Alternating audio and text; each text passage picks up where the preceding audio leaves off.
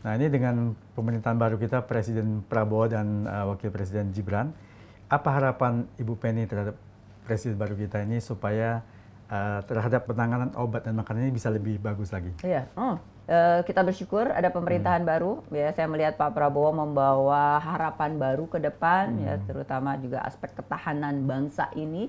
Dan obat dan makanan adalah satu aspek yang sangat penting untuk ketahanan bangsa. Ya, segala kehidupan kita nggak terlepas kan dari obat dan makanan. Ya, sejak bayi. Ya, betul, sejak bayi sampai sakit, meninggal. Jadi harapan saya tentunya ya Badan POM menjadi salah satu institusi yang terus dikuatkan, ya, terus dikuatkan segala aspek tadi. Aspeknya kan dari spektrumnya luas sekali fungsi dari Badan POM itu kan. Tadi ya pre-market, sampai pengawasan post-market, sampai juga permasalahan ilegal, ya.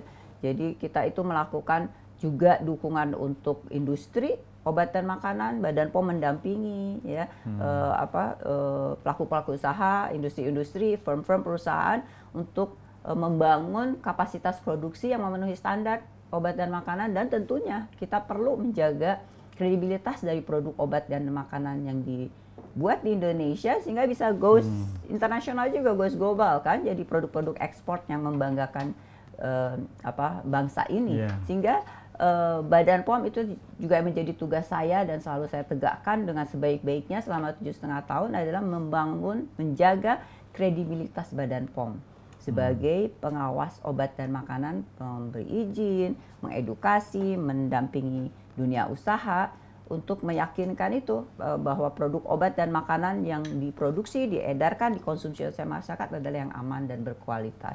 Sehingga ke depan tentunya aspek tadi kemandirian Badan POM, kredibilitas yang perlu kita jaga bersama ini mudah-mudahan akan selalu menjadi prioritas dari pemerintah juga untuk terus mendukungnya. Dan saya percaya sekali dengan pemerintahan ke depan ada harapan itu yang semakin bisa lebih baik lagi, lebih kuat lagi untuk Badan POM menjaga negeri ini. Ada nggak kesulitan, artinya kan gini, banyak produsen-produsen obat-obatan ataupun produk-produk makanan yang memang punya kepentingan-kepentingan dan punya relasi baik dengan pemangku kekuasaan misalnya. Ada nggak mungkin intervensi, ini cepetin keluarnya izinnya, padahal sebelum periksa selesai cepet-cepet keluarin gitu, ada nggak misalnya? Oh ya, itu harapan kita adalah tentunya kita mandiri. Ya mandiri itu gitu ya. Bebas intervensi nggak? Iya, tidak ada intervensi, kepentingan interest personal, kelompok, apapun selain daripada keyakinan bahwa produk yang dihasilkan itu adalah berbasiskan sains, ya, berbasiskan standar-standar. Tentunya juga inovasi regulasi juga berkembang, ya. Yang tadinya misalnya suatu kandungan itu dianggap tidak ada di suatu produk, dengan perkembangan ilmu pengetahuan tiba-tiba diketahui bahwa oh ini mengandung satu senyawa yang berbahaya. Nah itu biasanya di dunia National Regulatory Authority, ya, kayak Badan POM lain di sebagai negeri itu kita punya komunikasi terhadap yang di luar negeri internasional, ya, selalu terinformasikan dan bisa aja kemudian ada penarikan untuk produk-produk tersebut gitu ya. Nah jadi artinya adalah dalam hal-hal demikian di mana Badan POM harus menegakkan standar saintifik, ya, terutama adalah untuk produk obat, ya. Produk obat itu produk yang standarnya sangat pasti, ya. Jadi karena menyangkut tadi, ya, aspek keamanan dan manfaat. Kalau obat kan harus bermanfaat. Kalau dia substandar, tidak memenuhi standar, diminumkan pada orang yang lagi sakit malah membohongi kan, malahan tidak memberikan manfaat. Atau malah efek sampingnya timbul penyakit baru. Kan? Bahkan kemungkinan malahan ada efek samping yang berbahaya, jadi toksik malahan gitu ya, racun pada si sakit. Jadi betul-betul menjaga integritas Badan POM sebagai evaluator, sebagai dalam hal ini regulator, ya, dan juga memastikan aspek kredibilitas dari produk yang dihasilkan itu menjadi tanggung jawab kita semua, ya.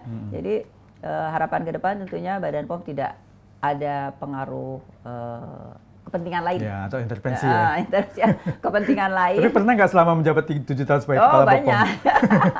Waktu saat pandemi kan banyak cerita kan. Karena begini, kan? Kalau misalnya ibu nggak lakukan, ntar gue pindahin lu. Sampai begitu nggak misalnya? Oh enggak. Sampai gitu explicitly tidak lah, ya. explicitly tidak, tapi kalau ditakut-takutin ada ya. Kan waktu kasus pandemi kemarin kan ada vaksin apa ya kemarin itu?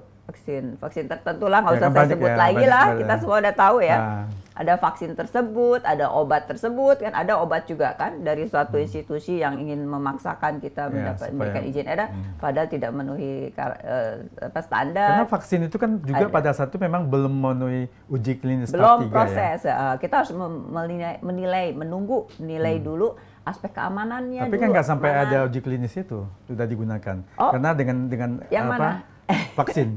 Artinya vaksin. Dengan satu istilahnya undang-undang darurat nih, jadi bisa digunakan sebelum ada. Oh ya, itu percepatan akses namanya. Jadi emergency use authorization dimungkinkan. Itulah yang disebut dengan inovasi dalam regulasi. Ya, jadi di saat-saat daruratan kita harus juga pintar ya dengan kemampuan teman-teman yang ahli di bidang uji klinik untuk obat, bidang farmakolog gitu, untuk bisa juga melakukan inovasi dalam regulasi sehingga bisa ada keyakinan bahwa tidak perlu melakukan secara keseluruhan, tapi kita sudah ada indikasi bahwa ini aman. Dan itu yang kita lakukan dengan emergency use authorization. Sesuatu yang harusnya suatu hasil uji yang seharusnya membutuhkan data 1000, kita bisa persingkat jadi cukup, misalnya 1/5-nya. Kemudian yang harusnya 6 bulan masa uji klinik, kita bisa persingkat jadi 3 bulan. Tapi tetap surveillance, kita awasin terus sampai kalau ada sesuatu yang berbahaya aja, setidaknya tidak aman, langsung bisa kita berhentikan lagi. Yaitu waktu itu kita intensif melakukan itu, bekerja sama dengan nationally ya, globally ya, dengan para peneliti-peneliti seluruh internasional, dan itulah alhamdulillah itu yang saya bilang tadi. Saya merasa saya disiapkan untuk memimpin Badan POM menghadapi masa-masa sulit pandemi. COVID kan ya, masa yang tidak akan pernah ditemui oleh dalam sensuri ke depan mungkin ya, permasalahan peradaban yang sangat besar, dahsyat yang kita hadapi bersama. Alhamdulillah saya diberikan kemampuan oleh Tuhan untuk membawa Badan POM mempertahankan kredibilitasnya, menjaga saintifiknya sehingga kita bisa memberikan on time sesuai waktu ya, tidak dipaksakan dan menghasilkan sesuatu yang ternyata tidak tepat gitu ya. Tapi on time, walaupun saya dikejar-kejar, dimarah-marahi oleh yang di atas, tapi alhamdulillah saya bisa meyakinkan bahwa tunggu ada waktunya. Karena saya nggak bisa kerja sendiri, saya harus juga berkomunikasi secara internasional dengan yang melakukan uji klinik kan di seluruh negara-negara lain. Nggak hanya cuma di Indonesia. Dan saya harus pasti gitu. Untuk itulah untuk itu juga saya bilang kenapa saya merasa saya disiapkan jauh sebelumnya. Semenjak saya masuk Badan POM, saya sudah membangun komunikasi secara internasional.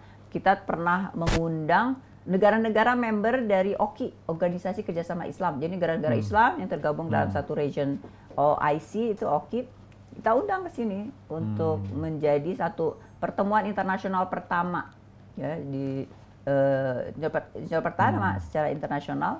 Ada 30 negara datang ke Indonesia dan menghargai kita sebagai salah satu lead agency, lead nation di bidang obat dan makanan, terutama di antara negara-negara Islam. Artinya apa? Efeknya bukan hanya ke kredibilitas Badan POM saja diakui internasional, tapi produk yang dihasilkan di Indonesia, artinya dunia usaha juga dipercaya. Mereka akan mencari produk itu dan menerima produk itu apabila diekspor. Nah, ini sebelum lebih jauh lagi, tadi ada yang menarik nih yang terlewatkan sedikit tentang COVID-19. Kan kabarnya Ibu waktu sebagai Kepala Badan POM kan banyak membantu kasus ini, sehingga mungkin laboratoriumnya ataupun obat-obatan yang sempat izinnya belum keluar dimarah-marahin, itu ceritanya gimana? Oke, satu di laboratorium ya. Ini sangat saya merasa bersyukur dan saya bilang dengan teman-teman, Tuhan menyiapkan kita adalah begini. Pada saat 2017 kita itu punya PCR alat PCR itu PCR untuk kita periksa swab itu. Alat PCR itu kan mahal sekali harganya, lebih dari 1 miliar satunya. Terus kita hanya punya beberapa di provinsi-provinsi di mana banyak kasus produk-produk tidak halal. Dalam hal ini kita taruhlah PCR di untuk memastikan Muslim, di beberapa ini nggak semuanya punya. Jadi saya bilang kenapa kita nggak semuanya punya? Semuanya harus punya. Akhirnya saat itu kita dalam waktu ini benar-benar saya alokasikan anggaran untuk membeli 28 PCR. Sekitar 2017-2018 beberapa tahun gitu ya. Karena multi year ya, karena mahal kan. Yeah. Terus tapi dengan pada saat kejadian, jadi udah siap nih. Ya, padahal tujuan awalnya belum tahu ada COVID. Iya, ini tadinya cuma buat untuk memeriksa kandungan. makanan halal. Ya. Jadi DNA dari babi gitu bisa dicek di situ. Ini kan memang masalah DNA ya, virus pun juga dilihat DNA-nya. Nah, kemudian pada saat itulah kejadian ini langsung kan kita mencari kan PCR nggak ada yang punya di banyak daerah yang nggak punya PCR, jadi nggak bisa memeriksa itu. Jadi akhirnya saya bilang oke, teman-teman yang punya pinjamkan ke pemerintah daerah, saya bilang gitu ya. Terus tapi kalau pemerintah daerah nggak bisa ngerjain, artinya kalau pemerintah daerah nggak bisa, ya udah kita yang harus melakukan itu. Akhirnya kita melakukan itu. Ada satu provinsi yang benar-benar terima kasih karena ya cuma di Badan POM aja PCR-nya itu. Jadi sempat sekian lama Badan POM yang akhirnya jadi voluntary juga menjadi tempat untuk menganalisa swab gitu ya, analisa swab membantu pemerintah daerah masing-masing. Itu ya kita bersyukur akhirnya setelah itu yang dipinjam-pinjamkan juga akhirnya minta kembali kita bangun aja di laboratorium kita karena sumber daya manusia kita juga ada. Akhirnya ya kita beberapa kemudian ada peningkatan lagi.